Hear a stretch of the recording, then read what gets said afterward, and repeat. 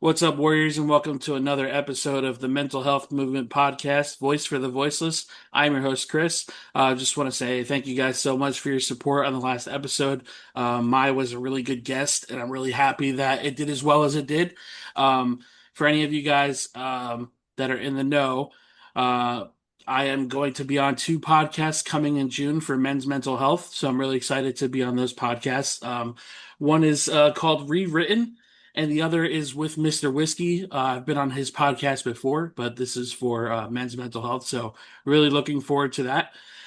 So today's guest, he is a military veteran. He is the author of Hunger for More in Life. He's a faith-driven mentor, ultra endurance athlete, and is one of only three people in the world to complete the EpicDeca. Please help me welcome JD Tremblay. JD, how you doing, man? Hello, Chris. Thanks for having me. Course, man. Thank you so much for coming on and appreciate your flexibility because I know we had to reschedule this. So happy to have you on today. Yeah, exactly. I'm glad our schedule were able to match this Yeah, time. me too, man. So doing a little research into your story and just everything that you have talked about in your journey, you've described your younger years as a time marked by pain, pressure, and searching for identity. What was the moment you realized that something had to change? It was after the divorce of my parents when I was 14 years old. I understood. I did not understand which parent I should go with or who was right, who was wrong, and all of those divorces. There's never any moment where it's always going to be the right way. And so, after a couple of years and being bullied, I understood that it was an unhealthy environment altogether. The environment of everyone around me. It was somewhat of a blessing, so to speak, when you look at it. And that's when I understood that something had to change, and my environment was at risk. So I decided to join the military at the age of 17, just as a child. Wow. Yeah, that's really young to join too. I always feel that it always takes like that traumatic event in, just any young boy's life or just a young child's life in general for things to come to realization that things need to change. For me, my parents divorced when I was about 8 years old, and that's kind of just at that age where you don't understand, like, is it my fault they divorced? Like, what can I do to get them back together? So I can only imagine just being at 14, you're just starting out your teen years and everything is changing in your life and then all of a sudden, oh, mom and dad aren't together anymore. This doesn't feel right. And while you're trying to figure out who you are as a person, you're trying to figure out what the hell happened there. So, joining the military at 17, man, what was that experience like being so young? Like what was your outlook on going into the military? My outlook was the one that most civilians have. It's that as soon as you join the military, they will give you discipline, which apparently that's how civilians look at the military, is that you're given some boots that you give back at the end, or that you give because you died, and you are given a uniform so that you have to wear and you have to press and you have to take care of, unless again it's worn out, so then you can exchange it. And then somehow civilians believe that they cut our brain and they put a chip inside, and it just magically has discipline written all over it. Right. That's what I had. Anyway, my viewpoint of the military was like that. Right. And one thing I can definitely appreciate about the military is just kind of giving you that routine, giving you that structure that a 17-year-old at the time may not have had because of things that were going on in your life. So that's one thing I can always say that I can appreciate about military or just some sort of function that gives you routine, that gives you that structure of like what every day is supposed to look like, and it keeps you focused on the goal ahead instead of just what's going on here? What's going on here? What's going on there? Before, endurance feats and the coaching, who were you at your most vulnerable? Who was I at my most vulnerable? Uh, I've always been this weak individual that just has a lot of courage. That's it. I don't see myself as this super achieving or uh, godlike individual. I see myself as a human being that makes a ton of mistakes. And by having all of those mistakes, eventually one is going to lead to something that is of high achievement. So having this sense of courage in the face of my fears, that's what sets me apart. Right. And you had mentioned being weak and then having courage. I think it's super important to point out that, we're all flawed as human beings, right? It's unavoidable to make a mistake. I mean, we all make them every day. And it makes us who we are. And I think the one thing that is unique about your story is how much of the pain that you have endured and have turned it into what you have turned it into. Because, you wrote the book, Hunger for More in Life. And, at the end of the day, that's what we all want in life is we want more. We want to feel fulfilled. We want to feel like we're helping not only ourselves, but helping others trying to figure out their journey, trying to figure out why they're struggling, right? Um, so you mentioned you joined the military at 17, right? How did that environment shape your understanding of strength, and did it ever make it harder to acknowledge your own struggles? Yeah, definitely. The military uh, guys, you're being taught to do everything by yourself, even though in the military you're supposed to it's strength in numbers, or you're supposed to be part of a unit. They teach you how to sew. They teach you how to walk, how to breathe, how to follow a certain system and structure, but most importantly, how to be completely independent. They teach you that if one person falls, then you're supposed to pick up the slack for that person so that the unit can advance toward the mission. And that's for every single trade in the military. So you are a soldier at first. Right, So if now moving to a civilian capacity, that's that's completely different because now there is no unity. You're joining university, and although people would have similar problems, you're already thinking that you're supposed to be independent. And so it set me up for, I would say, failure at first, because I had this understanding that I had to do everything on my own.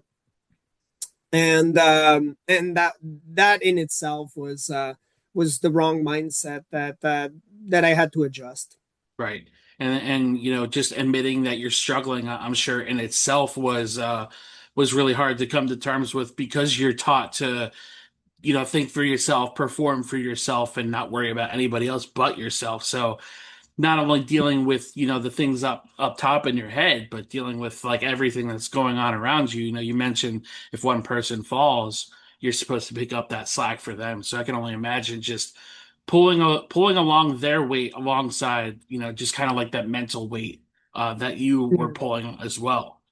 Well, because there's a difference between vulnerability and weakness. Hmm. The vulnerability, you're able to tell other people, I am lacking in this skill. And then everybody is able to pick up the slack for you. And then you're able to pick up the slack for others in other areas. And you're able to mesh well and be stronger. That's vulnerability. But then again, you need to find the community that will build you up for that. Right. And then the weakness side, the military is built in a way where you're not supposed to show any type of weakness to the enemy. And so now moving to a civilian lifestyle, apparently you're not supposed to show weakness to everybody. So now everybody becomes the enemy instead of becoming individuals that are potential people that could be part of your mastermind. So you'd mentioned community, and the handful of people that I have spoken with that were also serving in the military, we've talked about how the military looks at mental health. So for you, in your experience in the military, how long did you say you served? Over a decade, so 11 and some change. Yeah, Okay, 11 years. so in that time that you served, and if you ever had just like a really off day, just mentally, like were you allowed to talk about it, or it was just a kind of one of those things where you have to keep it to yourself? Because I know there is that stigma in the military and mental health. We were allowed to talk about it. It was the coping mechanisms that were destructive to everyone around. So for us, we're not a dry military. So alcohol was prevalent in the Canadian military, which I later found out it's a depressant and it drives your body. And so say the cope so you're allowed to talk about mental health, but the coping mechanism is one of them is drinking with everyone else, Hmm. which is a depressant, which further compounds on the mental health issues that you previously had. So, although, yes, you're secreting oxytocin, it's still not overtaking all of the damage that you're creating, both physically and also mentally, which further compounds the issues. Yeah, and you know it's interesting. I've actually heard that quite a bit when it came to mental health, that drinking became something like became a really big problem for a lot of people that were transitioning out of the military. And I just wonder if there's anything that's in place for the military to help potential addicts, because as you know, there are people that have addictive personalities, right? And if they're struggling with mental health and they start replacing their struggles with alcohol and then become addicted to alcohol, I just feel like it's not really getting rid of it, like you said. It's just creating another problem that's going to make everything else worse. You know what I mean? The military for Canada has a lot of resources for individuals. Now, are they the healthiest ones? Definitely not. Right. um, they have a lot of coffee courses. That's what we call them, where you go on some form of retreat and you're supposed to find some divine intervention that somehow will lead you to not drink anymore. It rarely happens. I would say that. I knew a guy who did 7 of those and is still, well, I don't know if I don't think he's serving anymore, but it's not because of alcohol that he's gone. You just went through 7 of those courses, so I would say the majority of his career was spent on going to retreats, which I would say after 1 or 2 you should have been let go. Uh, Right. but it's not like this guy, or even in the military. It's not like you have a skill that is in such a high demand that you can't just get rid of the person. And by Mhm. not getting rid of the person, you are showing all of these other individuals that you're keeping an individual who is um, who is outside of the system or abusing of the system. Now, Mhm. On a side note, as a without talking too much about the sad or the bad side of the military, I'll give you the best advice and then the tool on how to use it as a certified naturopathic practitioner. Okay, so the way I can frame it is that, and I frame it with all my clients, you are to a certain degree, but it's the highest of all of those spheres.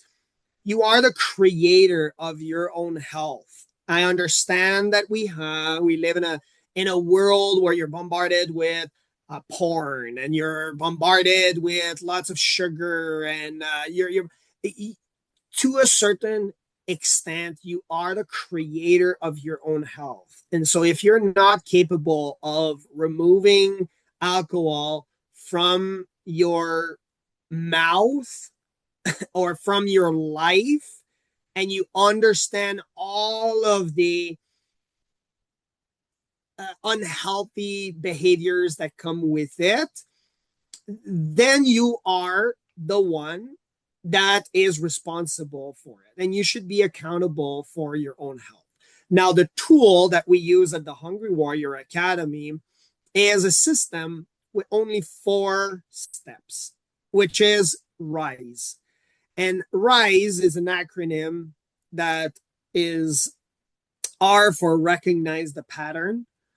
I is attach your identity to the goal that you want to achieve. Don't start saying to people, I'm an alcoholic. That just triggers in your brain um, a mindset of being the victim, or understanding that there's nothing that you can do to change it. I am in recovery, or I am a recovery. Congratulations, you've done one day. Okay, congratulations. You don't have to celebrate with alcohol.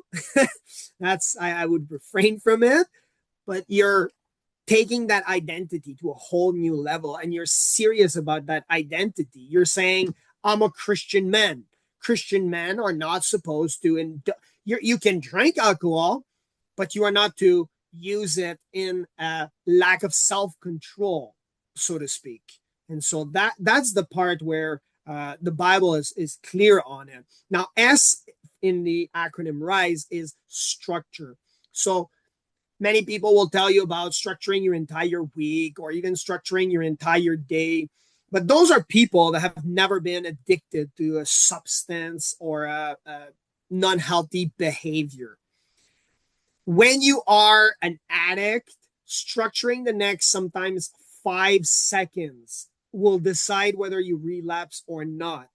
Having this quick structure that you say, I'm going to do push-ups immediately. I'm about to fail. I'm doing push-ups.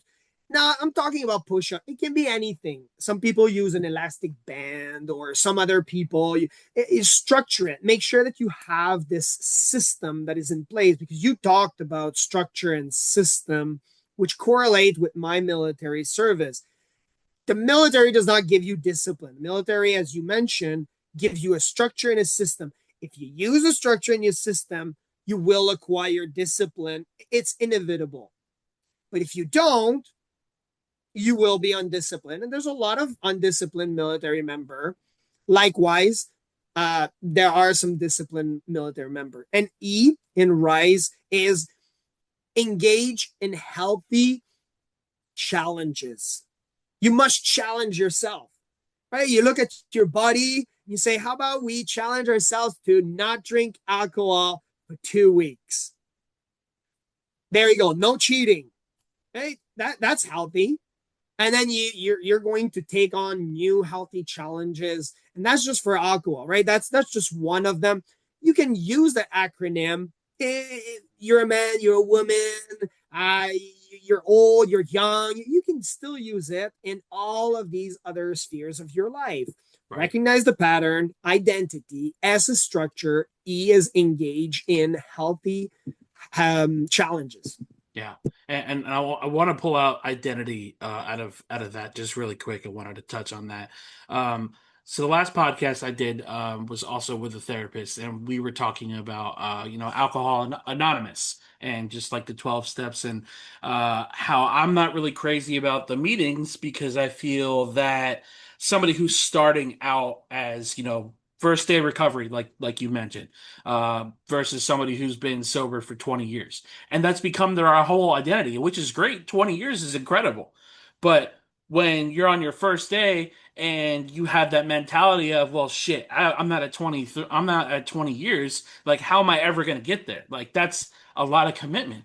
That causes that relapse, right? So that's why I'm not really crazy about the Alcoholics Anonymous or just Narcotics Anonymous in general, because you have that identity. You have those people who make that their entire identity. It's 14 days sober. It's a year sober. It's always a constant milestone that they have to keep reminding themselves that they're sober instead of just like, I don't want to say keeping it to themselves because I truly feel like we should celebrate victories, whether they're small or large. But I also feel like if you were, say, 6 months sober and you accidentally have some champagne at somebody's wedding, well, you just relapse and now your brain's like, well, fuck, Yeah. that 6 months is gone. Yep. And I think when you teach people to make sobriety or just whatever it is their whole Mm. identity, it creates that possibility of there could be that relapse at any time. Like, oh, well, this worked for me. And if you're not doing it this way, then you're not doing it right. You skipped Mm. step one out of the 12 steps. So what are we doing? And I just feel that while it may help a lot of people, I feel like this newer generation of addicts and social media, and like you said, we're exposed to so much in today's society. And social media is like number one worst thing of all time, I think, when it comes to things like that. Yeah. But I'm really Yeah. against the openly celebrating how many days that you're sober because it creates that possibility of somebody relapsing. Obviously, not putting the blame on that person, but when you're teaching other people to make those milestones their whole identity, it creates that danger. Yeah. For me, it's the 12 steps is too much for people to remember or memorize.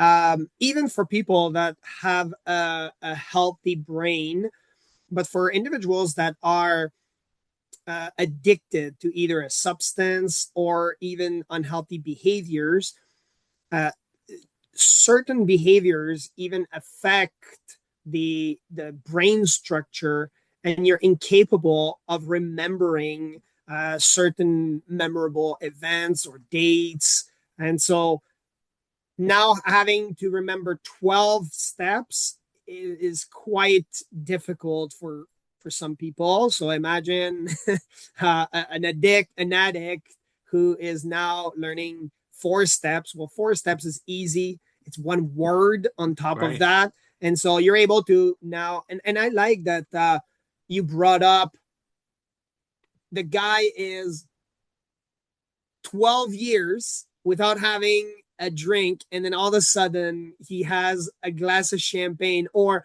what about the person who all of a sudden drinks but without knowing it, and there was alcohol in that drink? He asked for a virgin drink and he's been 10 years sober. All of a sudden he had that drink. Does he give back his coin? Does he, like, where do you fit in? So now by recognizing those patterns, you understand that the pattern is you can change it. Now, can you still be sober? Well, let's take, for example, me. Okay. When I joined the military, I was told you're going to get breaks every 20 minutes. You can go out for every hour, you can go for 20-minute break, but it has to be a smoke break because it's an addiction. And so I was 17. I picked up smoking. I thought, well, I'm going to get paid anyway. I go out and I smoke. I'm just a child, just smoking. And I smoked for years. And I was chain smoking too. You're telling a child that he can get the same amount of money, but 20-minute break every hour in an 8-hour day. I was smoking even more than I was working. And I understood that. And it was the wrong mentality.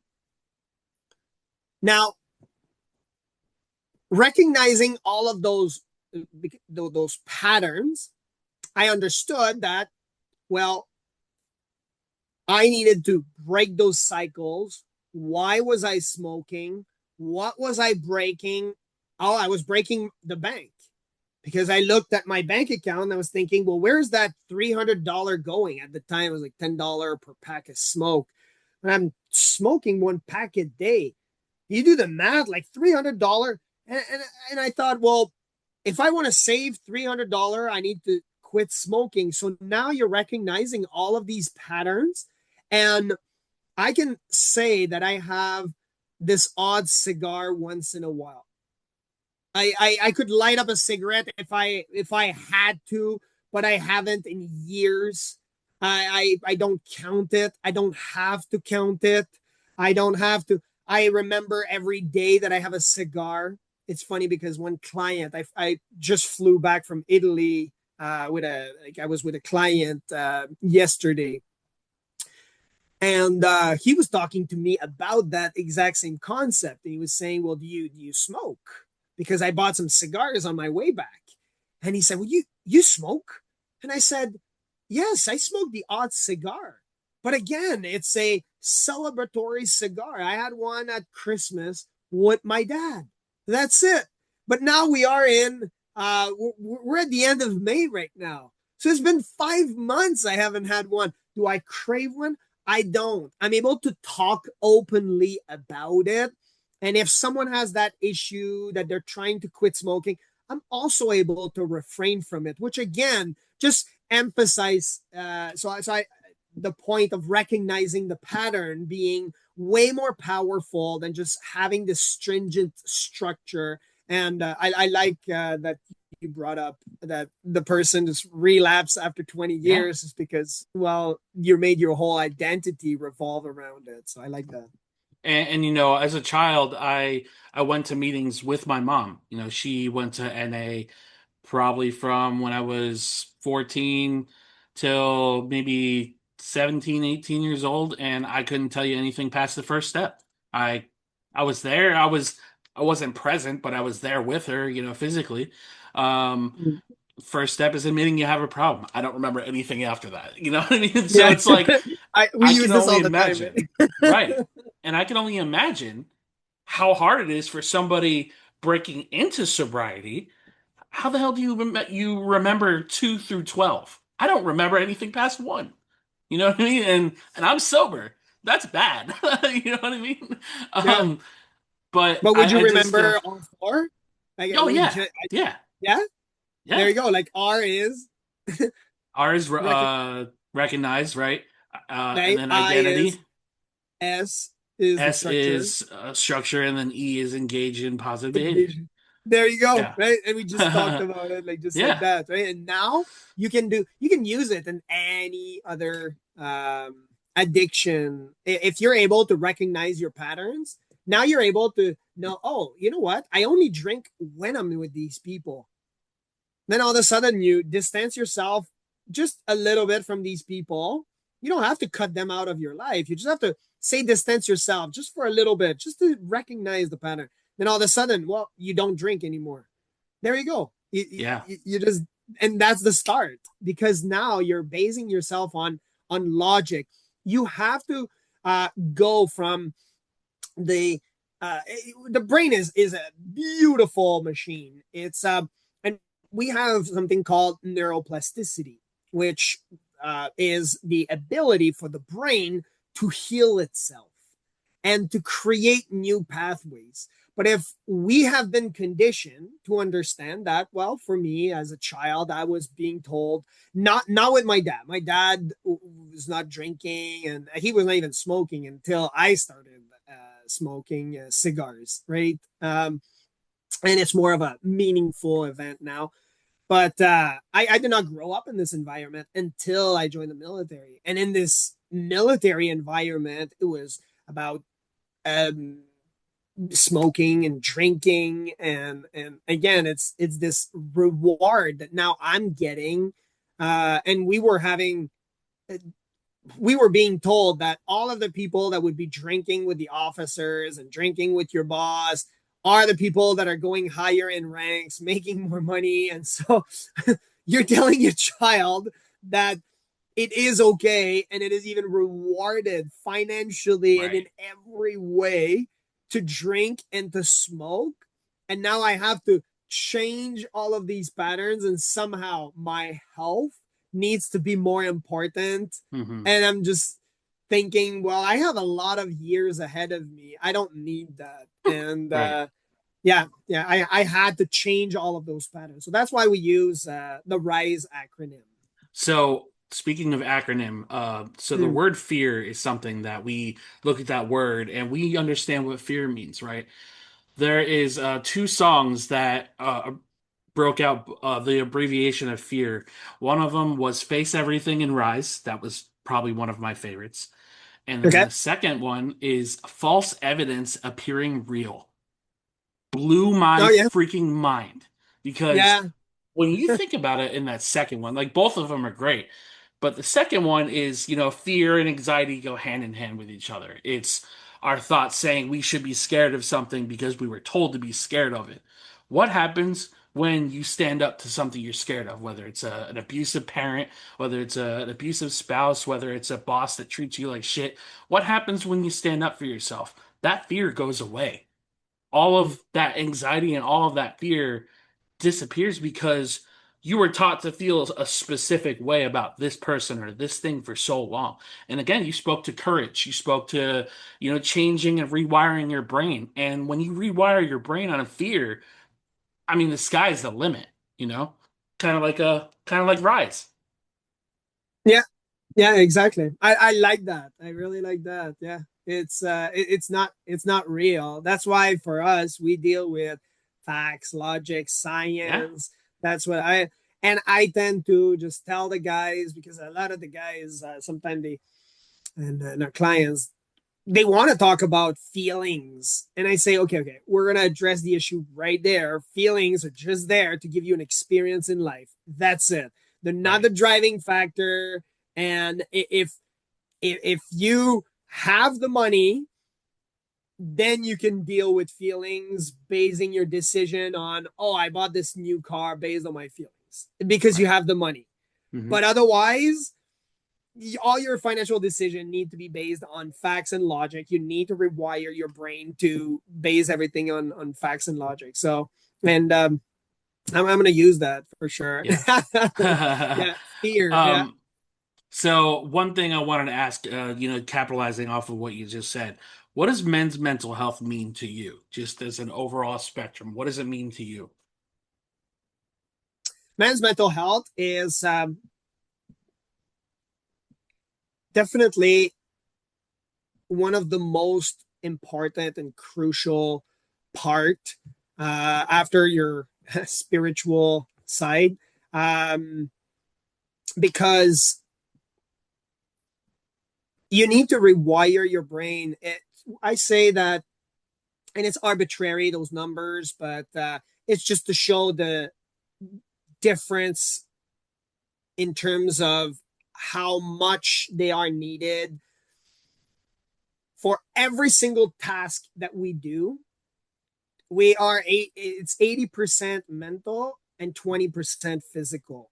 And that comes from a guy who did the EpicDeca, which I needed my body, but it was 80% mental. It was Right. definitely a huge mental game. So everything that we do, you take a construction worker who is going to work again with his body, it's still 80% mental. It's a Right. mental game that you will have to overcome all the time. So, and then as a male, you are in every single religion that you take, that are the major religion, uh, the men are the leader.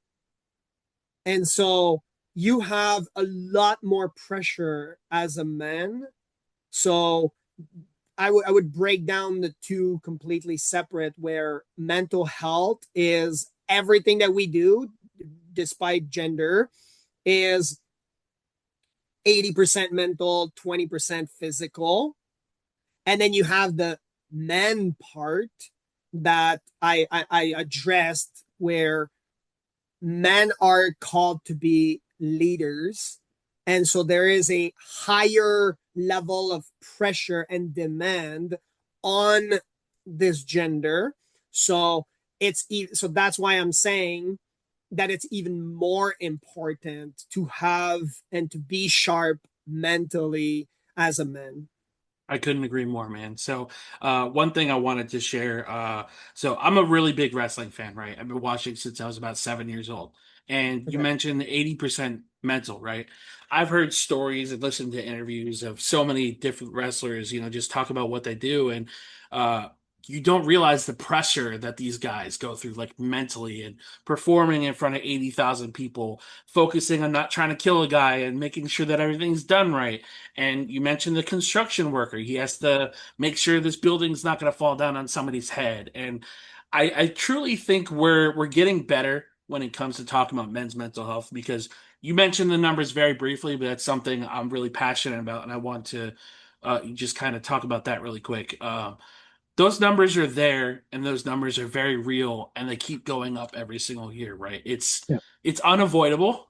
We're doing our best to have these kind of conversations to remind people that they're not alone, but also to remind men like you and myself that it's okay to talk about this shit, but there's a specific way we got to talk about it, unfortunately.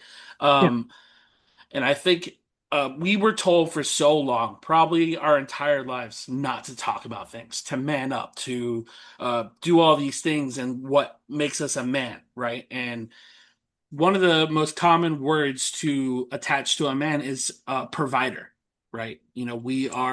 Our value is reflected on what we can provide. Obviously, there's that's not 100% true, because we could be that protector and that provider for ourselves.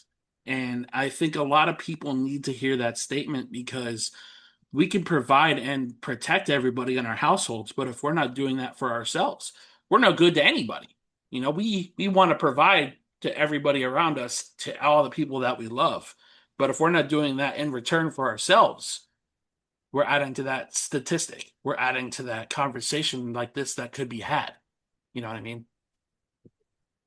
Yeah. Well, the Bible talks about the greatest love that you can give someone is your life. And so we, as providers and protectors, it is, again, it's difficult when you're putting your life on the line for other people that might not, or might even take it for granted, or might not even acknowledge of all of the hard work that you're putting. You're going to work, and then you have a system that is in place to um, push the fathers aside, and so you're fighting an entire system in place. I talked about earlier the difference between vulnerability and weakness.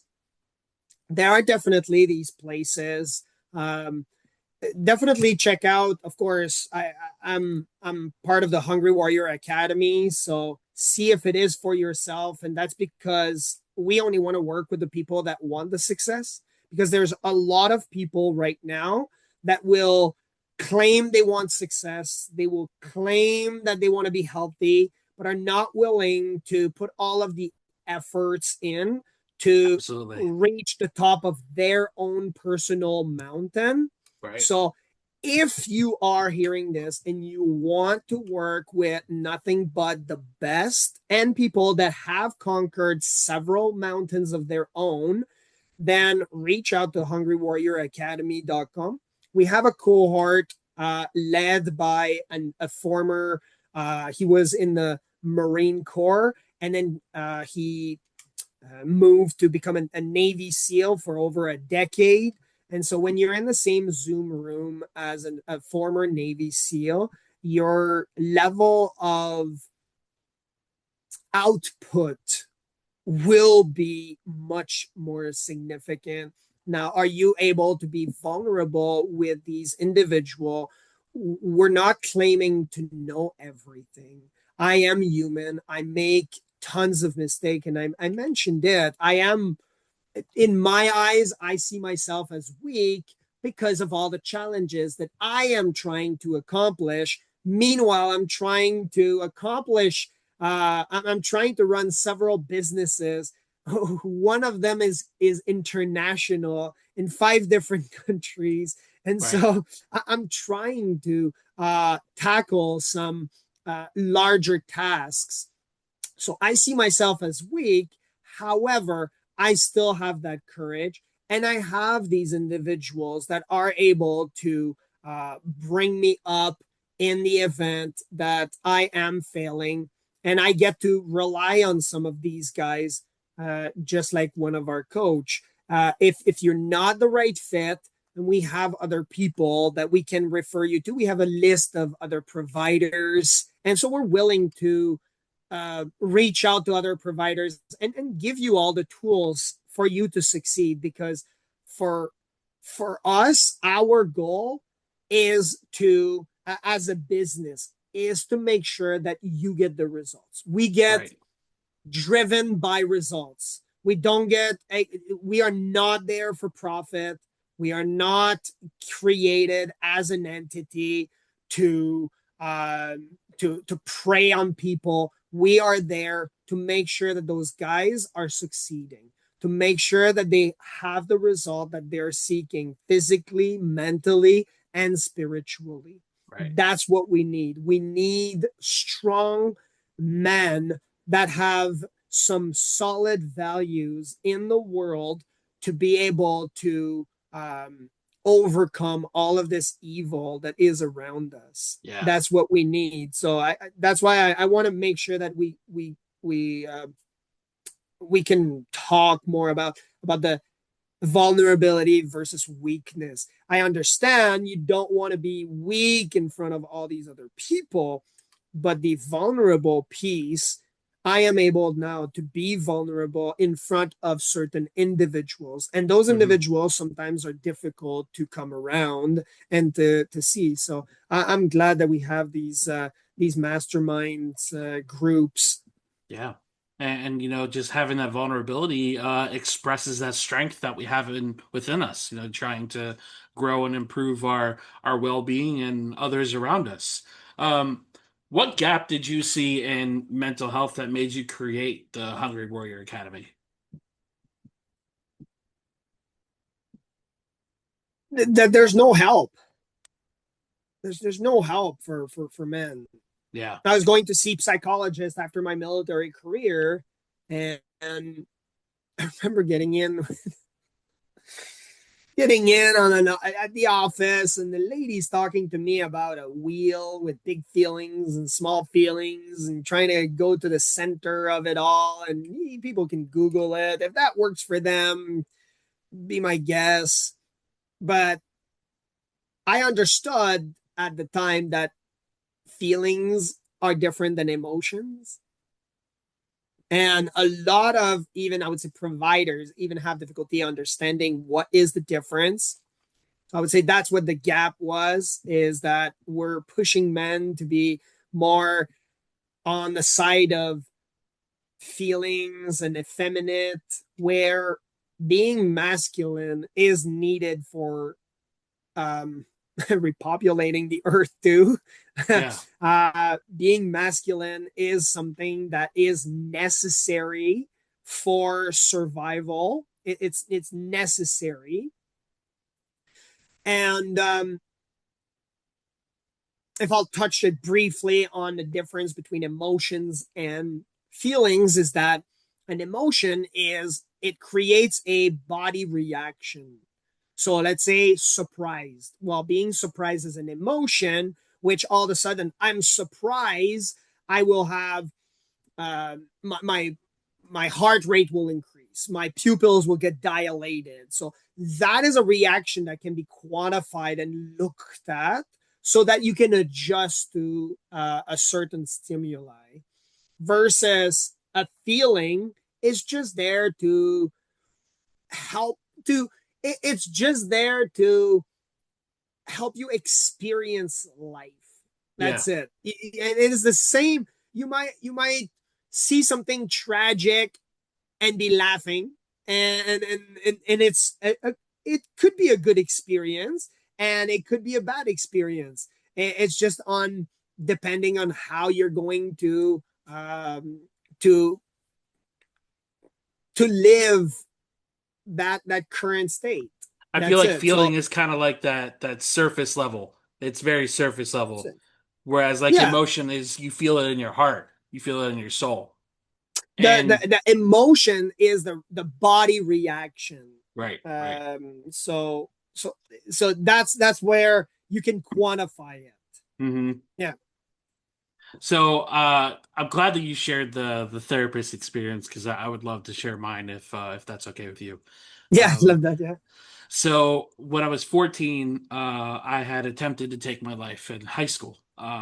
Friend caught wind of it and everything, and I got Baker acted. Basically, got taken to a facility, and they paired me with a therapist who specialized in gambling. Mind you, I'm 14 at the time. This is 2006, so the resources were a joke, mind you. Um, I couldn't tell you one helpful lesson I learned from her. I that was my outlook on therapy for the next 10 years. Like, I'm not going to go to therapy because they want money. They don't care about how I'm feeling, blah, blah, blah.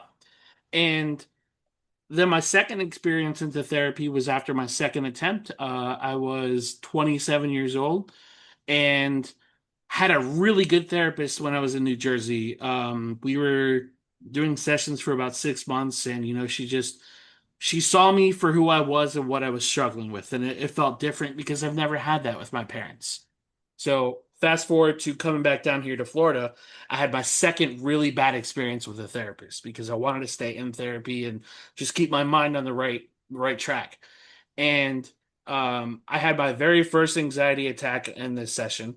She didn't write anything down. First words out of her mouth were, "Would you take these pills if I prescribed them to you?" My immediate thought was Uh-huh. like, "I don't want medicine. Like, I just want somebody Uh-huh. to talk to." And her response was even worse than that statement. Her response was, "Well, if you had to take pressure medicine, you would take that, wouldn't you?" I'm like, "Yeah, it's for my health." And she's like, "Well, this is for your health." I'm like, "You're a therapist? How?" Um, again, had a really bad outlook on therapy after that. And it took me um going to a representative for NAMI, which is the national mental health uh Jesus, blanking on the abbreviation of NAMI. I apologize.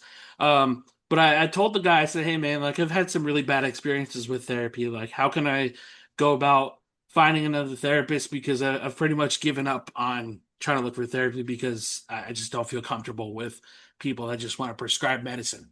And he gave me the best advice that I've ever heard from somebody: ask questions. And I'm like, "What do you mean ask questions? Like I can ask a therapist like what they do, like what they cover, and like I didn't know this." Like again, going back to the men's mental health and men not getting enough help. We were never told that we can ask questions to a therapist. Like I always thought that you have the one therapist, and if you don't like them, tough shit. That was my mentality. And he's like, you can ask them what they cover, what kind of therapy they do, and you can ask them a whole bunch of questions and find your fit. And it's okay to go to several different therapists. But anyways, my rambling, I apologize. Just kind of going to that how therapy experience for men can be so much different for women because the first thing that they're going to us about is medicine. And for you was a wheel of emotion or feeling whatever the hell it was. And I always find it funny when I hear different stories from guys that are going to therapy and how their first therapist was or their first bad experience with a therapist is because man, we've come quite a far way from a gambling therapist at 14. I'll tell you what. Exactly. Yeah. And that's what men are looking for, that insatiable desire to learn, Mm-hmm. that they're seeking purpose. But it's not about just feelings and getting yelled at, and profanity is being used in those types of retreats, because again, that's surface level. You're taking people's money, and then after, they're not learning anything other than yelling at people. Right. That's why to us, we completely refrain from indulging in these types of activities in our Mm-hmm. retreats and all. What we do is we base everything on science, on facts, on logic. We have machines, we test the guys, we make sure that, okay, do you understand what is energy regulation? Do you know how to regulate your energy, not your feelings? Why are you trying to regulate your feelings? You're trying to regulate now all of your systems, and Right. then now you're understanding a lot more Yeah. of it. So that's why, to me, I like that approach. And there is the approach where men need to move. Yeah. We are a lot more sedentary than our parents and our grandparents, and um, throughout history, we've gone to a place where now we're sitting in front of computers for hours every day. So it's destructive to our health.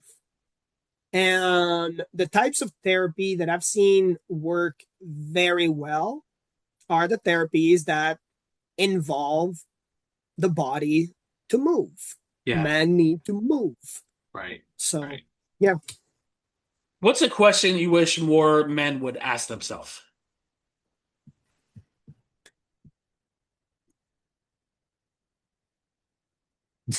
Who is Jesus for them? Definitely. The reason why I would say that question is important is because our first pillar is about eternal restoration in the Hungry Warrior Academy. If it's not for this life, then why are you living? And so God gave you a purpose. He created you for a purpose. And a lot of men, because they've created that form of identity around their family, or they've worked their entire life to give their wife the best things in the world, and now they pour out all of their money into that woman that somehow cheated on them, or their kids left the house and don't want to talk to them, and they got betrayed by their best friend. And those are current like behaviors. It Oh yeah. happened quite often. More often than What happened society is cares that to talk about. what happened is that these people don't have now anything to rely on. Their purpose was their family. Their Hmm. purpose was their wife, their kids, maybe their job. And now, because, well, mental health goes into place with all of the divorce and all the bandwidth that you're losing thinking about your personal life. What if I would say instead, think about the relationship that you're building with that entity that is outside of this space, time, and matter. Yeah. Yeah. So, who is Jesus for you is the question that every single man should ask. Because when times are going to get tough, which they will, now that's beside everything that is happening in the world. We're talking about your personal situation right now. If you haven't asked the question when the before the storm, now when the storm comes, you won't be ready, and your foundation will be shaky. Right. So that's why it's important for you to understand what is that true purpose and who is Jesus. Because again, he's the only deliverer that can he can change an entire situation. We've seen judges that all of a sudden were supposed to lead in a certain way, and all the lawyers knew exactly. All of a sudden, boom, people that doctors that are unable to explain certain types of condition being healed like this. I'm not saying that it will happen to you. I'm not preaching a prosperity gospel here. What I am saying here, because Christianity is about understanding that all you're given is eternal life. That's it. That's it. You're not given anything that you're going to own a Mercedes and that you're going to fly on private jets. You know, all you're given is you will have eternal life. That's it. Yeah.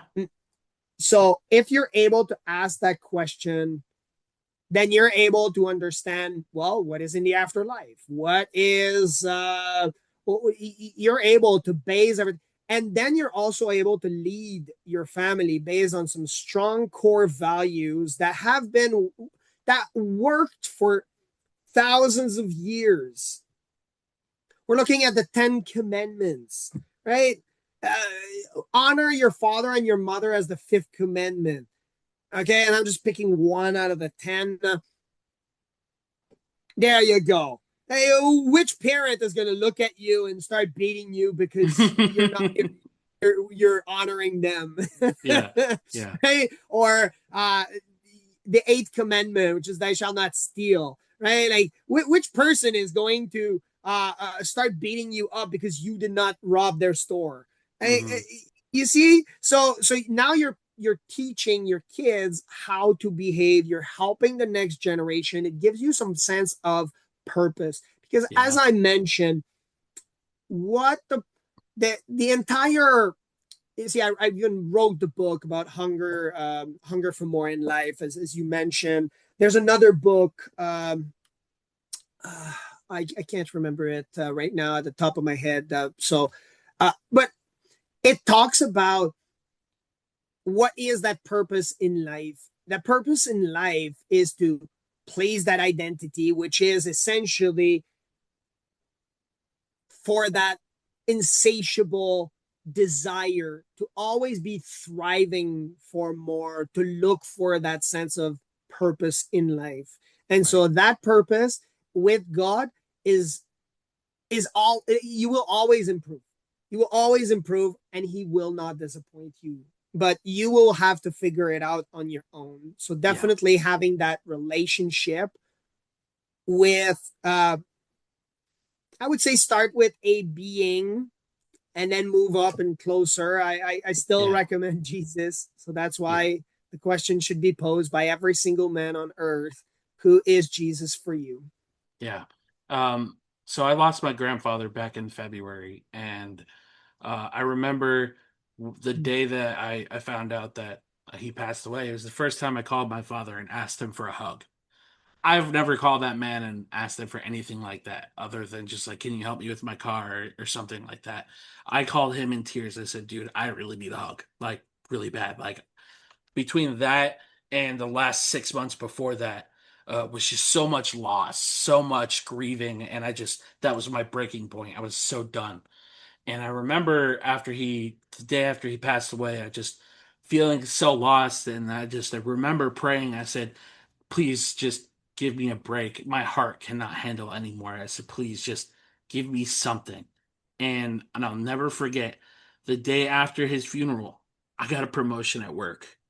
It was so weird that it Mm, happened the way that it did because he was such a really big part of who I am as a man.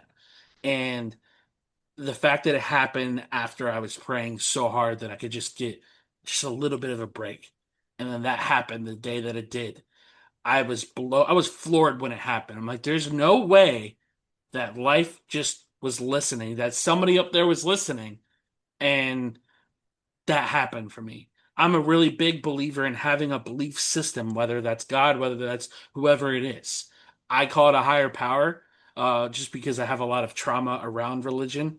But I truly think having a belief system is so important for everybody, not only just men, but just having that belief foundation. helps make us who we are as human beings. So I appreciate you sharing that because I think it's a super important message that we have a belief system. Definitely. Definitely. I would say put your values before your goals because you can achieve a lot of goals, but on your way to your goals, it's really the journey that makes a difference. It's all these experiences that you're going to carry. And if you don't have this value system, as you call it, then you're going to stumble on much bigger problems in your Absolutely. life as a result. Absolutely. So final question for you. What question are you still trying to answer in your own life? A question I'm still trying to, well, daily is, am I at the right spot at the right time where God wants me to be? Should I be over in this country or should I be on this podcast with Chris? And right now I am on this podcast with Chris, and I believe that it is the right place at the right time. Hell yeah. Hell yeah. I appreciate that. Definitely. I appreciate you, man. I think that's a really good question. I think so many of us deal with just having that what is it? Identity what's the word? Identity crisis. Yeah. Yeah, where you just can't figure out like if you're doing the right thing, if you're serving your purpose, and I think it's something so many of us struggle with. I know for a really long time I was struggling with the podcast, and I had to take a really long break, and I almost didn't come back because I didn't feel like I was doing enough, even though I have been doing plenty and meeting new people like yourself. And it just kind of struggling with that identity, be like, okay, like, am I doing the right thing? Am I having the right conversations? And ultimately led me to this conversation. I wanted to piggyback off your comment. So, um, so before we get to the closing words of the podcast, where can our listeners find you? HungryWarrioracademy.com, or they can go on my LinkedIn, JD Tremblay, and then they can reach out to me directly, and we can talk about and see if we're the right fit to work together. Perfect. So before I read my quote for today, do you have any closing words for the listeners? Uh, no, not. I mean, my favorite quote is, "If your goals don't scare you, set the bar higher." It's a good one. So you are to be, you will be scared, and but you are to be courageous Yeah. as a man. Absolutely. So today's quote comes from Ryan Zilfay. He is an author, advocate, and coach. And it reads, "You are stronger than your struggles. Healing doesn't mean the damage never existed. It means the damage no longer controls our lives. Your mental health is worth fighting for." Like it. I think, a lot of people mistaken healing for being this changed human being, like nothing can ever hurt you, that we don't have scars, right? And I think that's such a really big common misconception with people that have done the work. And you mentioned it earlier, and I'm glad you did. So many people are not willing to put in the effort or the work to better themselves. There is plenty of things that I know I need to change that I don't want to put the effort into because I just don't. And I know it's a mindset I need to change. I know there are adjustments in my life I need to make, and I take things one day at a time and do my best. And I think so many people who are open to the idea of wanting to heal, wanting to have the conversation about the childhood trauma they had, man, put in that work, put in that effort to get better. I'm not telling everybody to go to therapy because therapy is not for everybody. I mean, you heard the experience from JD and myself of odd therapist experiences, and you're gonna have those. But what I will say to people is, find your community, find your people. We mentioned community quite a few times in this podcast, and I think if you find a lot of like-minded people that are trying to get better, that are setting the same type of goals that you have, the sky's the limit. I truly believe that anything is possible when you put the work into it. Um, with that being said, JD, I just want to say thank you so much for being on today's podcast. Really glad we were finally able to have this conversation. Um, you've definitely given me a lot to think about, and I know there's a lot that both of us can work on as human beings and as men. So, from one fellow man to another, thank you so much for coming on here and sharing a little bit of your story. And to all my listeners, as always, thank you so much for listening. Until next time, much love. Take care.